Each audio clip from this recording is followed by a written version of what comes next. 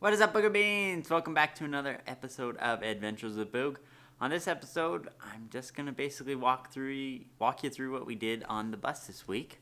It was a long weekend due to Thanksgiving here in Canada, so hopefully you guys had a good Thanksgiving, got lots of turkey and so on and so forth.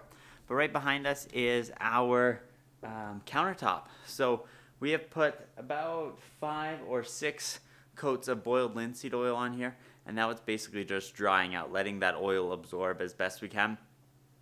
Just put it on, wipe it off, let it dry. Put it on, wipe it off, let it dry. Pretty simple. I don't know, just a basic way of oiling wood.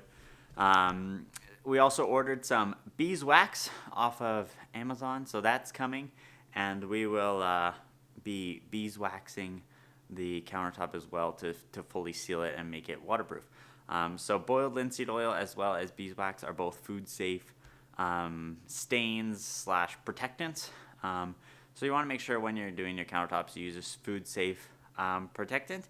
But yeah, it looks pretty good. It really brought out those nice warm wood tones, and that burnt wood just pops with that linseed oil. So that looks really awesome. And now let's head out to the bus and I'll give you an update in there. Okay, Beans, so we are out on the bus, and as you can see behind me, we are getting our LED light strips installed. So this is our uplighting, as you can see along the edge of the bus. And that'll be hooked into a 12-volt system. The kitchen lighting and the living room here will all be on a single remote, as well as so the bathroom will also have the same kind of lighting running along the back there. And as well, it will be up underneath here. And that will be on a switch that we have mounted inside the wall right there. So that's a switch like that. And then we're going to be mounting all of our uplighting for inside the bedroom and all of that. So yeah, that's what's going on right now in the bus. You'll also see down here on the floor, we have got our water pump as well as our accumulator. So all of those have arrived, and the hot water heater has arrived. Our instantaneous hot water heater has arrived. So lots of bits and bobs have arrived for the bus build, and yeah, we're just kind of trucking along as much as we can here. It is really cold out here. The high for this week is like 2 degrees, which is absolutely really cold. But we got the heaters running in the bus, and we're just chugging along. What I'm gonna do right now is I'm gonna install a 12-volt fuse box to run all of our lights off of, as well as our heaters and all that kind of stuff. Because right now, the little 24-volt to 12-volt converter that we're running is just running the heaters, which is fine. We have inline fuses and it's no big deal. But when we get more and more systems running off of it, it's just better and easier to have a, how would you call it, a common fuse box. So you only have one wire running to the fuse box, and then you can see all your fuses in one location, and you know if anything blows or anything like that. So yeah, that's what we're working on now, and I'll check back in with you guys when I get it installed and show you kind of how it works. I don't know if you can see it on the camera, but as I said, how it was getting cold in Alberta. Maybe you'll see it on the wheelbarrow there. It is snowing out. So yeah, you can see in the distance the snow coming in. It's definitely chilly out there, and looks like winter's arrived. These are the LED light strips that we have for the bus. They're 12-volt light strips, and they're just these kind of thin little wire light strips.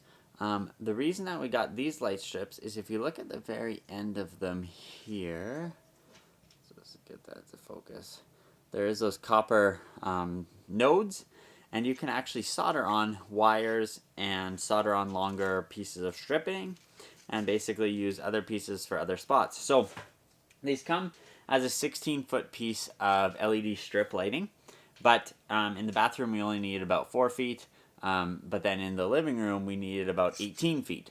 So because of that, we took little bits from the bathroom and used it for the living room and as well over the bed. One side is 117 inches, the other side is 88 inches.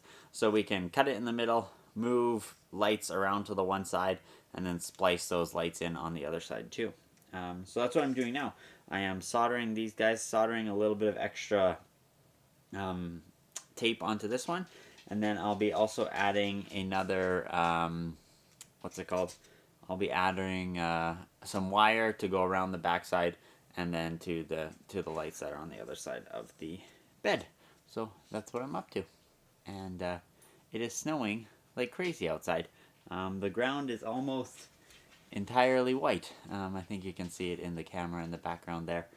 But yeah, winter has definitely arrived. But we got the heaters going in the bus. It's nice and warm in here. Our heater ducting is working really well. We might adjust some of the pipe. I might switch out for a bit of metal ducting, just because I think it's getting a little too hot right directly after the heater. So I'm probably just going to switch to some metal ducting there just to help move that heat down the pipe and allow it to not have as many, not have that plastic get too hot. So yeah, it's going pretty well, and that's where we're at.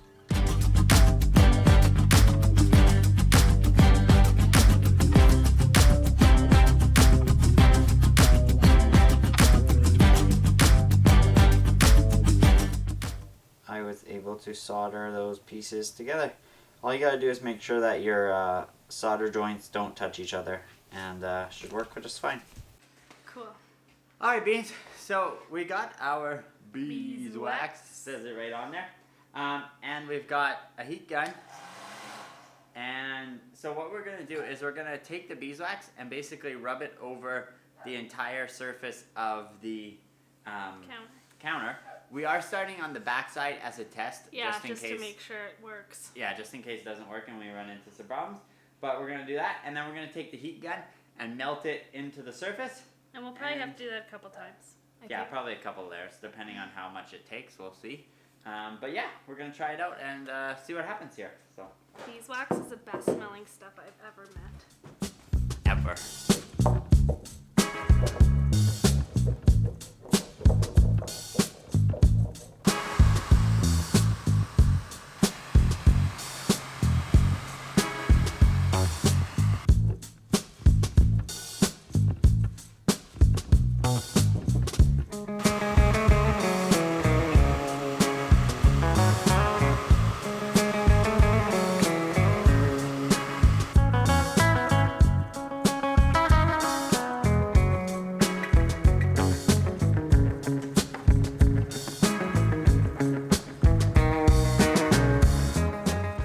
Okay, Beans, so as you can see behind me, we've had to adjust our techniques.